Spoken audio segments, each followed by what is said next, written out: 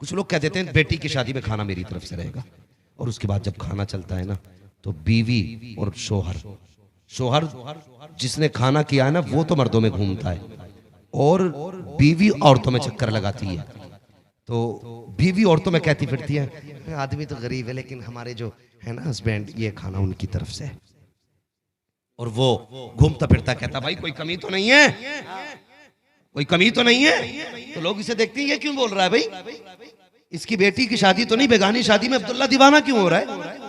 तो लोग बोलते खाने में कोई कमी तो नहीं है। तो लोग कहते बात क्या है, कहता कोई बात नहीं, आदमी गरीब है ना, इंतजाम नहीं था, बस मैंने ही अपनी तरफ से ये खाना किया है, कोई कमी रह जाए तो माफ कर देना। खुदा की कसम ये जो खाने की कमी नहीं पूछ रहा है, ये गरीब को जलील करता फिर रहा है, ये गरीब को रुसवा करता फिर रहा है। वो यार जब गरीब के कानों तक की बात आती है ना, जब वो कहता है इस लड़की के बाप की हैसियत नहीं थी खाना खिला देता, मैंने अपनी तरफ से खाना किया है, खुदा की कसम गरीब के दिल में उस वक्त ख्याल आता है ए अल्लाह इस दिन से पहले मौत दे देता लेकिन बेटी न देता, और अगर बेटी दी थी तो मुझे मुफलिस ना बनाता। फिर भी वो चाहता है ए अल्लाह अगर तूने ये दिन भी दिया है तो इसके कहने से पहले जमीन फट जाती, मैं जमीन में चला जाता। और खुदा के वास्ते अगर किसी की मदद किया करो तो उसे जलील ना किया करो, किसी के काम आया करो तो उसे रुसवा ना किया करो, किसी के काम में हाथ बटाया करो तो उस पर एहसान न जताया करो। खुदा की कसम जब गरीब का दिल टूटता है तो अल्लाह का अर्श हिलने लग जाता है, और जब गरीब बद्दुआ कर देता है खुदा की कसम गरीब की बद्दुआ हजार वलियों की दुआओं पे भारी पड़ जाया करती है। तू किलो भर के तावीज लटका ले कुछ नहीं हो सकता है, अगर भलाई चाहता है गरीब की बद्दुआ ना ले, गरीब की दुआ ले ले, कोई तावीज करे ना करे मदद मदीने वाला मुस्तफा करने लग जाए।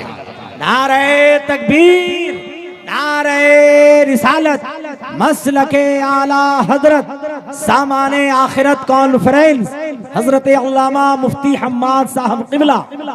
ये सामाने आखिरत है, किसी पे एहसान न जता, बड़ी तकलीफ होती है। यही समाज है, यही हमारा मुआशरा है। नारे हमसे लगाने कोई अच्छे नहीं जानता, हमसे बेहतर कोई कूदना नहीं जानता। हाँ कहा जाता मौलवी इस्लाह के मुआशरा पे तकरीर कर, मौलवी का कलेजा फट गया तकरीर करते करते, लेकिन कौम की समझ में आज तक बात नहीं आई। हम खा गए गरीब की बेटियों को, जिंदगी लूट ली हमने गरीबों की। आज कोई गरीब को निभाने तैयार नहीं। कसूर इतना है गरीब का कि उसके पास दामाद खरीदने के लिए 10 लाख रुपया नहीं है।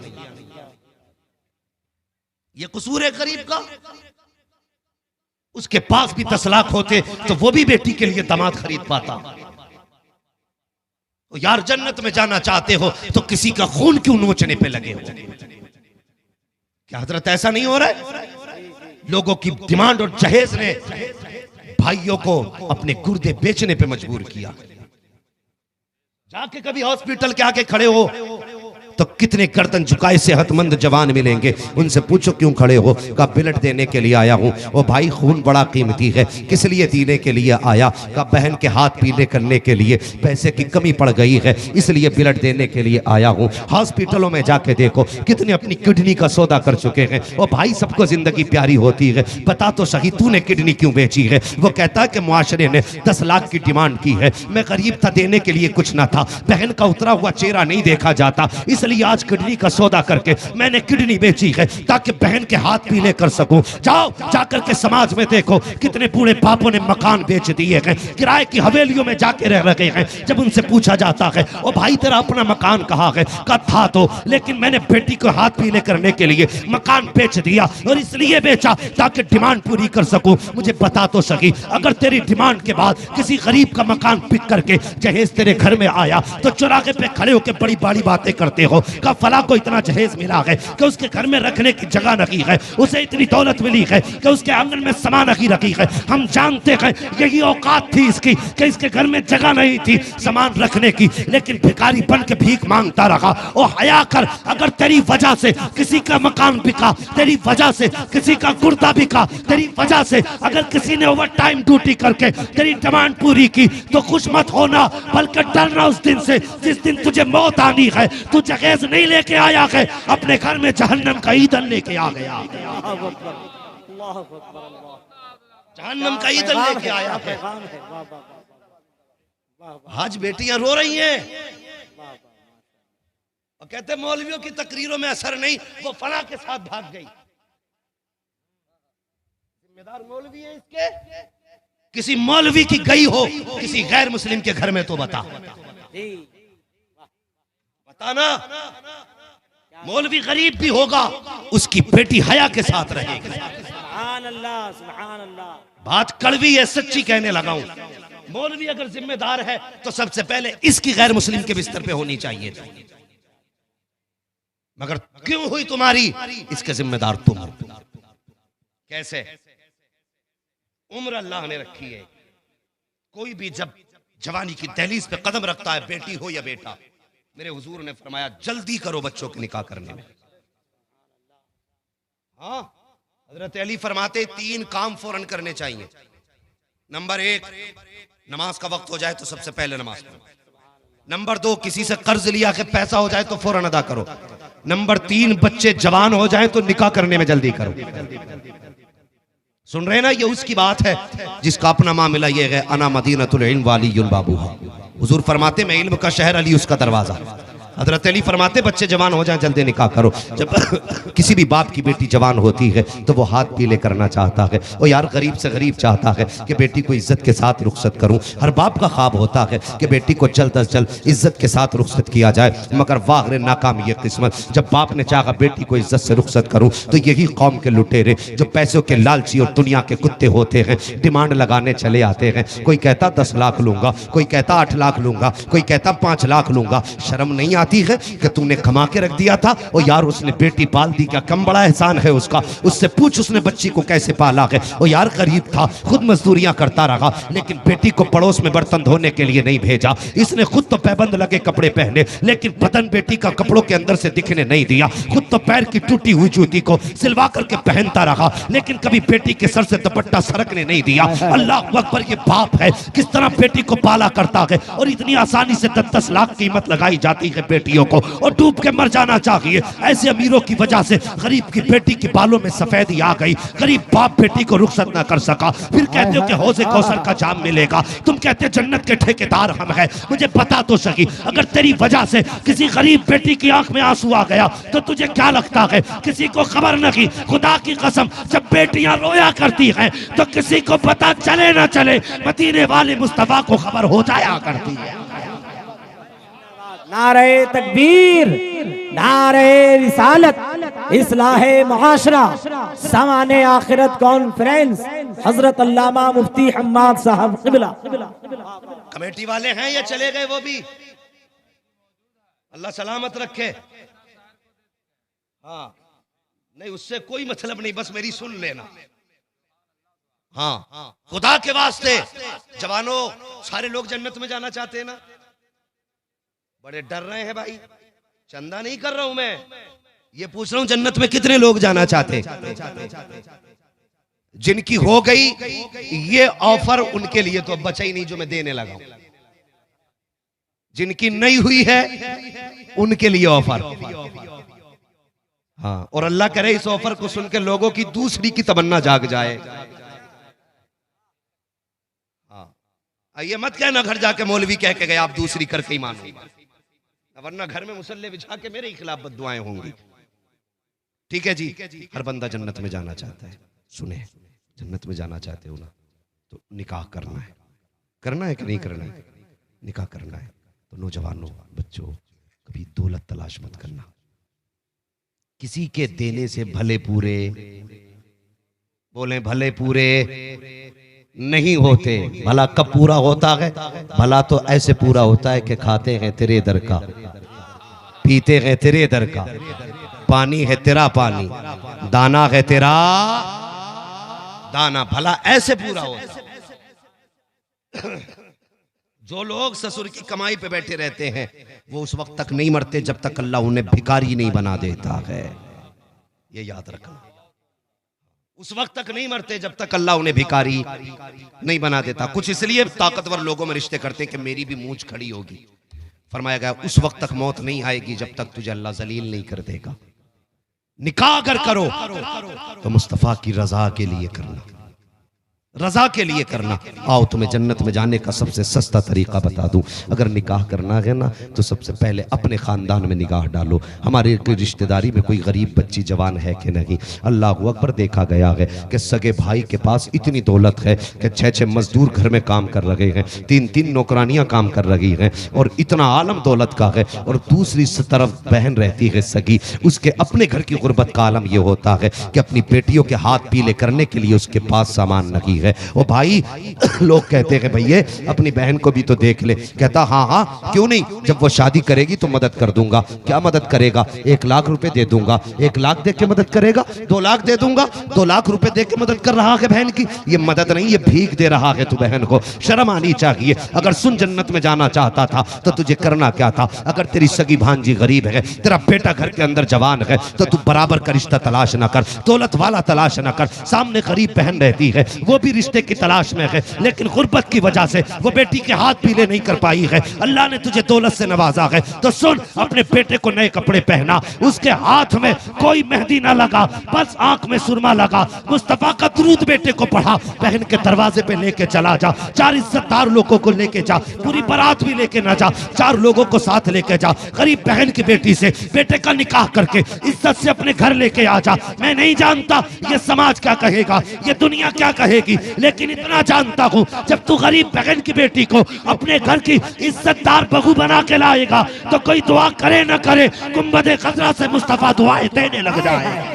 नारे तकबीर, नारे रिसालत, इस्लाहे मुआशरा, समाने आखिरत कॉन्फ्रेंस, हजरत मुफ्ती हम्माद रजा मुरादाबादी। क्या पैगाम है भाई? सुभान अल्लाह, सुभान अल्लाह। करेंगे इंशाअल्लाह, इंशाअल्लाह, बोलो इंशाअल्लाह।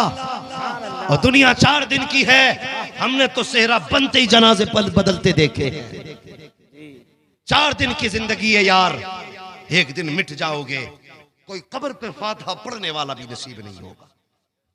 हाँ, कम से कम एक जीते जी नेक काम कर जाओ, किसी गरीब बेटी को अपने घर के अंदर छत दे दो।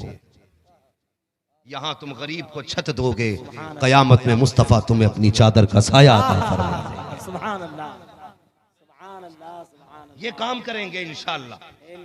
और एक बात और कह दूं, ये हुकूकुल इबाद का मसला जब बात में करने लगे, बस वक्त पूरा हो चुका है, बस थोड़ी सी देर और बात सुन ले। वो लोगों, हाँ, चैनल वाले तो ये चाहेंगे कि मौलवी 3-4 घंटे बोल जाए। हाँ, कमेटी वाले ही तो चैनल वाले हैं, हमें पता है। पहली बार रिकॉर्ड टूटा है कि चैनल वालों ने जलसा कराया है। अल्लाह सलामत रखे जिसने भी ये महफिल सजाई है। खैर भाई, ये तेरी मोहब्बत है जो तुमने मुझसे कहा 2 घंटे के लिए। बस मेरी बात सुन ले, तूफान नूह लाने से आखिर क्या फायदा? एक अश्क ही बहुत है अगर कुछ असर करे। हाँ, एक अश्क ही बहुत है अगर कुछ असर करे। वो निभाना सीखो भाई, निभाना सीखो। आज दुनिया दुश्मन है हमारी, कोई हमें एक आंख देखने तैयार नहीं, एक आंख देखने तैयार नहीं। और गैरों से तो ये शिकायत है, ये हमें एक आंख देखना तैयार नहीं, लेकिन अपनों से इतना सवाल है, तुम अपने को एक आंख देखने तैयार क्यों नहीं? तुम अपने को एक आंख देखने तैयार क्यों नहीं? अगर भाई भाई की करवट में मकान बना रहा है ना, तो इतनी ऊंची दीवार लेके जा रहा है ताकि मुझे अपने भाई की सूरत ही नजर ना आए। कड़वी सच्चाई है। हमने अपनी छतें इतनी ऊंची कर ली कि ताकि भाई की सूरत नजर ना आए। वो खुदा के वास्ते अपने अपने होते, ये चले गए तो दोबारा नसीब नहीं होंगे, ये चले गए तो दोबारा नसीब नहीं होंगे। खुदा के वास्ते अपनों से इज्जत करो। और एक बात और कह दूं, मेरे जहन में मेरे भाई ने एक बात डाली थी। एक साहब ने मुझसे कहा था, बाप भी बड़ा अजीब होता है, छोटों को बेपनाह इज्जत देता है, बड़ों को किनारे कर दिया जाता है। सब बाप छोटों से ज्यादा प्यार करते, बड़े को कोई प्यार करने वाला नहीं होता। और बापो, तुम्हारी भी जिम्मेदारी है। रोज कहते हो मौलवी बाप की इज्जत बता, बाप की शान बता। बाप की शान तो सुनी होगी तूने, लेकिन तू अपनी भी जिम्मेदारी सुन। अगर औलाद के बीच में तूने डंडी मारी, एक को कम दिया, एक को ज्यादा दिया, तो याद रख अल्लाह उस वक्त तक जन्नत नहीं देगा जब तक तुझसे एक एक रत्ती, एक एक पाई का हिसाब नहीं ले लेगा। क्या कहना है? वाह वाह वाह वाह। बाप की भी जिम्मेदारी है। हजरत, किसी के साथ नाइंसाफी न करना, किसी के साथ नाइंसाफी, सबको बराबर दिया करो। ये बाप की जिम्मेदारी है और भाइयों की जिम्मेदारी है अपनों की कदर करो। और यार जब अपने चले गए तो दोबारा नहीं मिला करते हैं। बहुत वसी मौजू है, इधर भी नहीं जाना, बस एक बात कह के गुजर जाना चाहता हूँ। सुने मेरे भाई, बड़ी जिम्मेदारी के साथ और बड़ी अहम बात कहने लगा हूँ। इस बात पे अमल ज़रूर करना है। जब किसी का बाप या माँ चली जाती है ना, अगर बाप जाए ऐसा लगता है जैसे सर से आसमान हट गया हो, माँ चली जाए तो ऐसा लगता है जैसे पैर के नीचे से ज़मीन खिसक गई हो। माँ बाप बड़ी दौलत है, लेकिन इनके जाने का सबसे बड़ा असर अगर किसी पे पड़ता है ना तो वो बेटियों पे पड़ा करता है। कई सारे फोन है, अभी कश्मीर से एक बच्ची का फोन मेरे पास आया था, उसने भी बड़ी दर्द भरी बात बताई। ओ भाई रोना आता है बच्चियों के हालात सुन के। बाप मर जाए ना तो बेटियों को लावारिस ना करना, बाप इंतकाल कर जाए ना तो बेटियों से नजरें ना फेरना।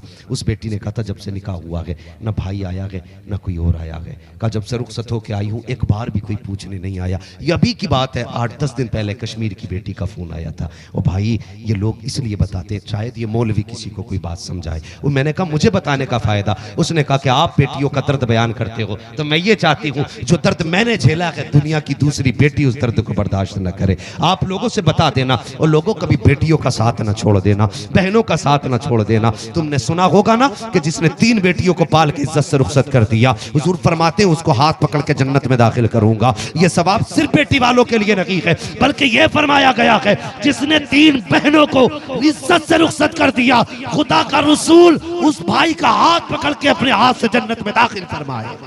जिंदाबाद जिंदाबाद, सुभान अल्लाह सुभान अल्लाह। वाले नसीब वाले तो बहनों वाले भी नसीब वाले, सुभान अल्लाह सुभान अल्लाह। बहनों वाले भी नसीब वाले। अभी ईद गुजरी ना, ईद गुजरी, एक बहन ने बताया कि मैं गई थी भाई के दरवाजे पे तो मेरे भाई ने दरवाजा ही नहीं खोला।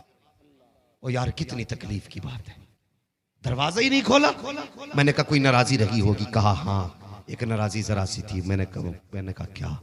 कहा बस इतनी सी बात थी, मैंने कहा था कि मैं तेरी बेटी अपने घर लेना चाहती हूँ। उसने कहा ये मुंह और मसूर की दाल, तू मेरी बराबरी की है कहाँ? का बस इतनी अनबन हुई थी। उसके बाद उसने दरवाजे ही बंद कर दिए। और खुदा के वास्ते कभी बेटियों पे दरवाजे बंद मत करना। जब बेटियों पे दरवाजे बंद होते हैं ना तो अल्लाह रिज्क के दरवाजे बंद कर देता है, रहमतों के दरवाजे बंद कर देता है, बरकतों के दरवाजे बंद कर देता है, उम्रों की बरकतें ले ली जाती है। जिस घर में बेटियों को इज्जत नहीं दी जाती है उस घर से सुकून ले लिया जाता है। अगर चाहते हो तुम्हारे घर में रहमतें उतरा करें तो बेटियों को इज्जत दिया करो, बहनों को खाली न लौटाया करो, बेटियों को कभी धक्के न दिया करो। और यार तेरी मेरी औकात क्या है, अब तुझे हुजूर की चौखट पे लेके चलूं। मेरे सरकार की तो कोई सगी बहन थी ही नहीं, कोई सगी बहन हुजूर की नहीं थी, लेकिन रिजाई बहन हुजूर की थी। नाम हजरत शीमा है। ये वही शीमा है जिनको हलीमा सादिया के दौर में मेरे हुजूर को जिन्होंने अपनी गोद में खिलाया है, अपने आंचल में जिन्होंने खिलाया है। बता तो सही, जिसे मुस्तफा के कदमों की खाक मिल गई वो शान वाला है, तो जिसकी गोद में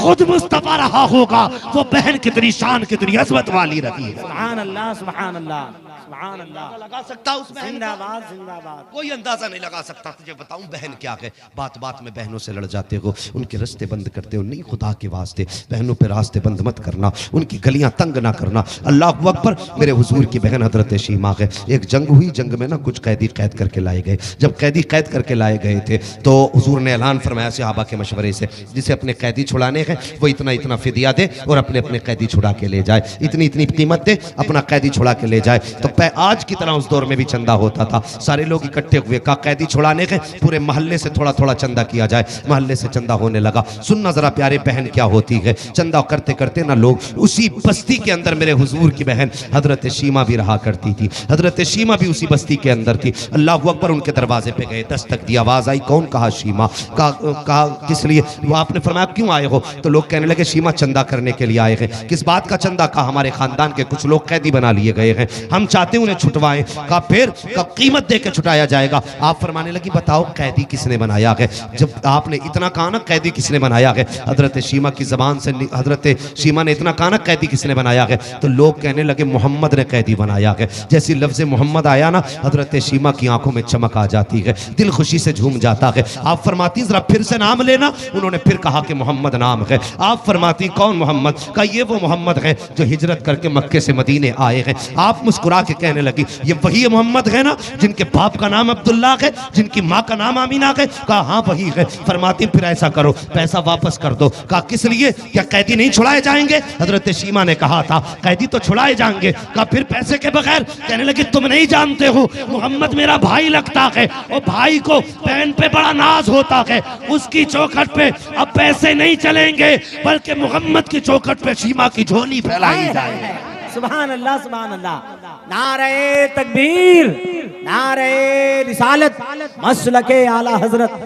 सुभान अल्लाह, सुभान अल्लाह, सुभान अल्लाह। ये हजरत शीमा की ज़ात है। कहने लगी नहीं पैसे वापस कर दो, मैं तुम्हें अपने भाई से रिश्ता दिखाऊंगी। आपने पैसे वापस कराए, खानदान वालों को जल्दी से लेके पहुंची। अब ये वो दौर नहीं था कि कोई हुजूर के ऊपर एक पत्थर तो क्या कोई तिनका फेंक देता, वो दौर नहीं था कोई तिनका भी फेंक देता, वो दौर खत्म हो चुका था। अब तो हुक्म ये था अगर मिलना है ना तो पहले गुस्ल करो, 2 रकात नमाज करो, पढ़ो, सदका करो, फिर हुजूर से मिलने आओ। ये कानून था। जब ये गई ना अपने खानदान वालों को लेकर के तो हजरत शीमा पहुंची ना, हजरत तो हुजूर के दरवाजे पे सहाबी पहरा दे रहे थे। जैसे आप आगे बढ़ी ना, सहाबा ने यूं तलवारें लगा दी, आपके आगे तलवारें लगा दी। एक खातून किधर जा रही है? अंदर जाने की इजाजत नहीं है। आपने फरमाया मुझे नहीं जानते हो? कहा कौन हो तुम? कहा मैं तुम्हारे मोहम्मद की बहन लगती हूँ। अगर नहीं थके तो फिर बोले जरा सुभान अल्लाह। का तुम्हारे मोहम्मद की बहन लगती हूँ। जब इतना सुना हैरत में थे, हमारे हुजूर की तो कोई बहन ही नहीं, लेकिन फिर भी जब कहा ना मैं तुम्हारे नबी की बहन हूं, गर्दनें भी झुक गई, तलवारें भी झुक गई। हुजूर की बहन है, कितना एहतराम किया, हुजूर की बहन है, गर्दन झुका ली। कहा जाओ खबर करो। एक सहाबी दौड़ के गए, कहा हुजूर एक लड़की, एक खातून आई है और वो कह रही है कि मैं तुम्हारे नबी की बहन लगती हूँ। हुजूर ने फरमाया जाओ उससे कुछ निशानी पूछ के आओ, अगर मेरी बहन है तो फिर निशानी क्या है? अब सुनो निशानी, बहनें क्या होती हैं? अल्लाह अकबर। कहती जाओ हुजूर से जाके कह देना कि बचपन में उन्होंने दांत मेरे कांधे में लगा दिए थे, मैंने उन दांतों का निशान मिटने नहीं दिया है। ये बहनें होती हैं। आज बीवी को 10-10 हजार के जोड़े दिलवाते हो, 15-15 हजार के जोड़े दिलवाते हो। कभी बहन के दरवाजे पे 500 का जोड़ा लेके चले जाया करो। खुदा की कसम बहनें मुंह पे नहीं मारती। बीवी 10 हजार का जोड़ा भी लेके कहती है क्या लेके आए हो? ये वो 10 हजार को कहती है क्या लाए हो? बहन के पास 500 का जोड़ा ले जाओ ना, वो देखती है, चूम लेती है और फिर संभाल के रखती है। कभी कभी तो अगर भाई दुपट्टे दे देते ना तो बहनें कह देती हैं अपनी औलाद से, सुनो मैं मरूं ना तो ये दुपट्टा मेरे कफन पे डाल देना, इसलिए कि मेरे भाई की निशानी है। ये बहनें होती हैं यार, तेरे 100 रुपए की निशानी संभाल के रखती है। और तू कितना बेवफा निकला, तुझे यारों के लिए वक्त मिला, दुकानदारी के लिए वक्त मिला, अगर वक्त ना मिला तो बहन के लिए टाइम ना मिला, तुझे अपनों के लिए टाइम ना मिला। हुजूर की बहन कहती है हजरत शीमा कि कहना एक बार बचपन में दांत मेरे कांधे पे लगाए थे, आज तक मैंने निशान मिटने नहीं दिया। हुजूर फरमाते जाओ दूसरी निशानी पूछो। कहने लगी दूसरी निशानी बता। तो जब कहा ना तो आके कहने लगी जाओ उनसे कह देना वो आई है जो कहा करती थी अल्लाहुम्मा इब्की लना मुहम्मदा, अल्लाहुम्मा इब्की लना मुहम्मदा। इतना सुनना था, मेरे हुजूर इतनी तेजी से अपनी जगह से उठे हैं कि हुजूर के कांधे पे जो नबुव्वत वाली चादर थी वो सड़क के जमीन पे आ जाती है। हुजूर बड़ी तेजी से बाहर आए, फरमाया सहाबा आने दो मेरी बहन आई है। अल्लाह अकबर। हजरत शीमा दौड़ के हुजूर की खिदमत में आई है। जब दौड़ के आई है, अब मंजर बड़ा अजीब था। हुजूर हजरत शीमा को देख के रो रहे हैं, हजरत शीमा हुजूर को देख के रो रही है, एक दूसरे को देख के आंसू बहा रहे हैं। उसके बाद हुजूर ने अपनी चादर बिछाई है, फरमाया शीमा मेरी बहन बैठ जा। इतना जब कहा ना बैठ जा, हजरत शीमा ने हाथ पकड़ा। खानदान के लोग साथ आए थे, कहते भाई अकेले में चले, पहले कुछ बात करनी है। आका फरमाते कौन सी बात? का खानदान वालों से अलग बात होगी। अलग लेके गई, क्या पता क्या बात है। फिर हजरत शीमा ने अपना दामन उठाया और उठाने के बाद यूं फैलाया, फैला के कहती है या रसूल अल्लाह, आज एक बहन भाई के दरवाजे पर सवाली बन के आई है, खाली हाथ न लौटाना। अल्लाह अकबर। इतना कहना था, आका की आंख में आंसू आ गए। फरमाते शीमा कहना क्या चाहती है? कहा ये मेरे खानदान के लोग हैं, चंदा कर रहे थे तो मैंने कहा था चंदे की जरूरत नहीं है, वो मेरे भाई लगते हैं, मैं काली झोली फैलाऊंगी, वो खाली नहीं लौटाएंगे। कहा आज मेरी झोली की लाज रख लेना, आज मेरे खाली दामन की लाज रख लेना। ये सुनते सुनते हुजूर हिचकी भर के रोए। फरमाया सकीना, फरमाया आप फरमाते हैं ए शीमा अपना दामन छोड़ दे, अब ये सौदा यहाँ नहीं होगा, बल्कि ये सौदा तेरे खानदान वालों के सामने होगा। ये सौदा अकेले में नहीं होगा। चल अपने खानदान वालों के सामने रह चल। हुजूर अपनी बहन को खानदान वालों के सामने लाए हैं, अपनी चादर पे बैठाया है और खुद जमीन पे बैठे हैं। उसके बाद आका फरमाते हैं, ए शीमा बता क्या चाहती है। हजरत शीमा खानदान वालों की तरफ देख के फख्र से कहती है, या रसूल अल्लाह, मेरे खानदान के कुछ कैदी हैं जो आपके पास हैं, उन्हें लेने के लिए आई हूँ।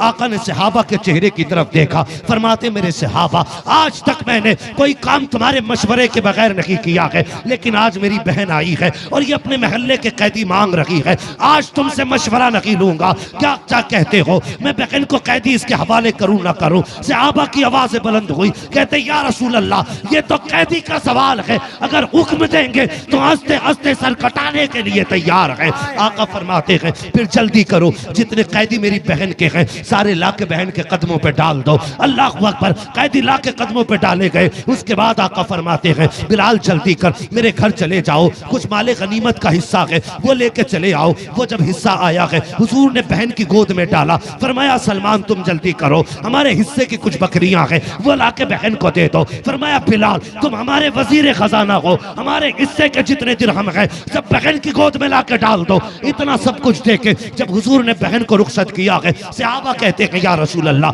ये कौन खातून है जिसको इतना आपने नवाजा। आका फरमाते हैं, सहाबा, ये मेरी बहन लगती है और इसको इसलिए इतना नवाजा है कि कयामत तक मेरी उम्मत को पता चल जाए कि अगर दरवाजे पे बहन आ जाए तो खाली नहीं जानी चाहिए, अगर खाली हाथ आया करे तो बहन झोली भर के वापस जानी चाहिए। नारे तकबीर, नारे रिसालत, सामाने आखिरत कॉन्फ्रेंस, हजरत अल्लामा मुफ्ती हम्माद साहब क़िबला, नारे तकबीर। बहुत उम्दा भाई, माशाअल्लाह। बहन की भी इज्जत करो, बेटी की भी इज्जत करो। जन्नत में जाना चाहते हो और हर बंदा चाहता मेरी बेटी दूसरे के घर सुकून से रहे, सबकी ख्वाहिश है मेरी बेटी ऐश की जिंदगी गुजारे ससुराल जाके। एक ही कानून याद रखना, तुम दूसरे की बेटी को इज्जत दो, अल्लाह तुम्हारी बेटियों को इज्जत अता फरमाएगा। सुभान अल्लाह। हाँ हाँ, अल्लाह रहम करे सास ससुर पे। ये भी कुछ बड़े बड़े जल्लाद किस्म के होते हैं, बड़े जल्लाद होते हैं, सारी पावर बहू पे उतार देते। और कुछ बहुएं भी ससुर और सासों से गुजारिश होश में रहना, कुछ इतनी खतरनाक आती हैं कि 11,000 की लाइन को छूना आसान है, उन्हें छूना आसान नहीं। सही सही। मामले दोनों तरफ से खराब हैं। किसी को सास अच्छी मिल जाती है, किसी को बहू। बड़ी एक बात समझ में औरतों की नहीं आती, तुम्हारी समझ में आए तो मुझे समझाना। कैसे? औरत औरत ही है ना। जब ये नंद थी तो इसे भाभी बुरी लगती थी, फिर जब ये भाभी बनी तो इसे नंद बुरी लगने लगी। ठीक है जी। जब ये बहू थी तो सास बुरी लगती थी, जब ये सास लगी तो इसे बहू बुरी लगने लगी। भाई जात एक ही है ना, जात तो एक ही है। जब नंद थी तो भाभी बुरी लगती थी, भाभी बनी खुद तो इसे नंदे बुरी लगने लगी। जब ये बहू थी तो सास बुरी लगती थी, अब जब खुद सास बन गई तो बहू बुरी लगने लगी। ये बता, तू खराब है कि जमाना खराब है? भाई बेटी हो तुम, किसी के घर की बहू हो। अभी एक पोस्ट मैंने देखी, रोना आ गया। वो किसी के हाथ में ना हथकड़ी पड़ी थी और बच्ची को गोद में लेके प्यार कर रहा था। उस तस्वीर को देख के ना मैं बस रोने लगा, क्योंकि बेटियां कभी बाप से जुदा नहीं रह सकती और कोई बाप कभी बेटी से जुदा नहीं रह सकता। मैं सोचने लगा, यार कौन सी मजबूरी रही होगी जिसने 3 साल की बेटी को इस बाप से जुदा किया, या इस बाप को 4 साल की बच्ची से जुदा किया। मैं नीचे पढ़ने लगा, पढ़ाना तो बड़ी तकलीफ हुई। सच्चाई ये थी कि दिल के पपोले जल उठे सीने के दाग से, इस घर को आग लग गई घर के चिराग से। ये सच्चाई थी उसकी। हुआ क्या था? हुआ बस ये था कि बहू कहती थी कि माँ बाप को छोड़ दो, वो लड़का कहता माँ बाप नहीं छोड़ूंगा। कई बार उसने ये अल्टीमेटम दिया, नहीं छोड़ोगे तो सोच लेना। इसी बात पे झगड़ा हो गया, बेटे ने माँ बाप नहीं छोड़े, बहू शोहर को छोड़ के चली गई। ठीक है, इतनी बात समझ गए ना। वो जब अपने मैके छोड़ के गई तो ससुराल वालों ने ना उससे कहा अभी माँ बाप को छोड़ दे, वक्त है। उसने कहा यार माँ बाप नहीं छूटेंगे। उसने कहा नहीं छोड़ेगा, कहा नहीं। तो फिर लड़की वालों ने लड़के पे जहेज का झूठा मुकदमा किया। इससे बड़ी नामर्दानगी और कुछ नहीं हो सकती। हिजड़े हैं वो लोग जो बेकसूर दामादों को जहेज के इल्जाम में फंसाया करते। और कोई काम ना मिला था, खता इतनी थी कि जवान माँ बाप को ना छोड़ सका। वो बता, जब तेरी बेटी तुझे नहीं छोड़ रही है तो फिर ये बेटा अपने माँ बाप को कैसे छोड़ सके? अभी इसकी जगह पे खुद भी खड़े होकर तो देखा करो। क्यों नहीं देखते इसकी जगह खड़े होकर के? तुम्हारी इतनी सी सजा ने, इतने से कसूर ने एक बेटी को बाप से जुदा कर दिया, एक बेटी को बाप से दूर कर दिया। तुम जानते हो जिनके बाप जेलों में चले जाते हैं वो बच्चे यतीमों की तरह जिंदगी गुजारा करते हैं। जिनके अपने जेलों में कैद होते हैं उनकी ईदें नहीं होती हैं। जिनके अपने जेलों में बंद हो जाते हैं कोई उनके सर पे हाथ रखने वाला नहीं होता है। वो याद रख, अगर रब से डरता है, जन्नत में जाना चाहता है तो किसी को बेकसूर न फंसाना, किसी पे जुल्म ना करना, वरना याद रख जैसी मौत का झटका लगेगा अल्लाह कब्र में गिरा के इतना रुलाएगा कि रोते रोते आंसू खत्म हो सकते हैं, कोई आंसू पोंछने वाला नसीब नहीं हो सकता। इसलिए बेटियों से गुजारिश है कि तुम कभी भी अपने शोहर पे ये इल्जाम लगाकर अपने लिए जहन्नम मत खरीदना। औरत की जन्नत शोहर के कदमों में। अगर शोहर नाराज है ना तो तू सजदे करते करते मर भी जागी, अल्लाह तेरे लिए जन्नत के दरवाजे नहीं खोले। अगर जन्नत में जाना चाहती हो तो फिर शोहर की मर्जी के मुताबिक अपने आप को ढाल लो। हाँ, हमने तो शराबियों की औरतों को जन्नत में जाते देखा है। उन्होंने ये नहीं देखा शोहर शराबी है, कबाबी है, जुआरी है। फर्माबरदार शोहर की रही। जब मरीना इनाम उन्हें रब ने ऐसा दिया, खुदा की कसम जनाजे उठे ना तो कफन से मुझको अंबर की खुशबू आ रही थी। इसलिए बेटियों से गुजारिश है कभी ये इल्जाम अपने शोहर पे ना लगाना। और मियां बीवियों से एक बात कह के कुछ बात खत्म करना चाहता हूं, बात बात में तलाक की नौबत न लाया करो। तलाक दे दोगे, मान लिया, तलाक दे दोगे, तुझे भी बीवी मिल जाएगी और तुझे भी शोहर मिल जाएगा, लेकिन जो बच्चे हैं उन्हें माँ बाप कहां से मिलेंगे? उन बच्चों के बारे में सोचा करो जो तुम्हारे घर की खिलने वाली कलियां हैं। बच्चों को माँ बाप नहीं मिलते, उनकी जिंदगी बर्बाद हो जाती है। खुदा के लिए अगर 1% तुम्हारी मियां बीवी से नहीं बनती है तो बच्चों के चेहरे देख के झगड़ों को नजरअंदाज कर लिया करो। फरमाया गया जो किसी भी ज्यादती करने वाली औरत नाफरमान बीवी को बर्दाश्त खुदा की रजा के लिए करेगा, जब वो कयामत में आएगा तो उसे अल्लाह रब्बुल इज्जत हजरत अय्यूब अलैहिस्सलाम के सब्र के बराबर सवाब अता फरमा देगा। सुभान अल्लाह, सुभान अल्लाह, सुभान अल्लाह। अगर जन्नत में जाना चाहते हो तो ये सामान आखिरत, ये सामान आखिरत है। आखिरत के अजाब से बचना चाहते हो तो इन बातों पे अमल करना। हमें रब का भी हक अदा करना है, बोलो इंशाअल्लाह। इंशाअल्लाह बंदों का भी हक अदा करना है। किसी का 1 रुपया नाजायज नहीं लेना है। नमाज, रोजा, हज, ज़कात, इसकी पाबंदी करनी है। अलग अलग एक मौजू पे गुफ्तगू की जाती तो बड़ा वक्त चाहिए था। सब पर पाबंदी करनी है और साथ में मुस्तफ़ा से इश्क करना है। आला हज़रत फरमाते हैं, ऐ इश्क तेरे सदके जलने से छुटे सस्ते, जो आग बुझा देगी वो आग लगाई है। बस हुजूर से इश्क करो, हुजूर से प्यार करो। फरमाया गया, ऐ ईमान वालों अपने आप को और अपने घर वालों को दोज़ख की आग से बचाओ। हमारी सबकी जिम्मेदारी है। निकाह आसान करें, डिमांड खत्म करें, गरीबों को निभाना सीखें। तुम थोड़े जहेज में राजी हो जाओ, अल्लाह क़यामत में तुम्हारी थोड़ी नेकियों से राजी हो जाएगा। थोड़े पे राजी हो जाओ। तुम किसी गरीब को अपने घर में जगह दे दो, अल्लाह तुम्हें अपनी जन्नत में जगह दे देगा। ये जन्नत में जाने के आसान है। कमेटी वालों के जरिए ये पैगाम आप तक पहुंचा, ना तो मनक़बत सुनी है। बस अल्लाह करीम इस महफिल को अपनी बारगाह में कबूल फरमाए, हमारी मेहनत को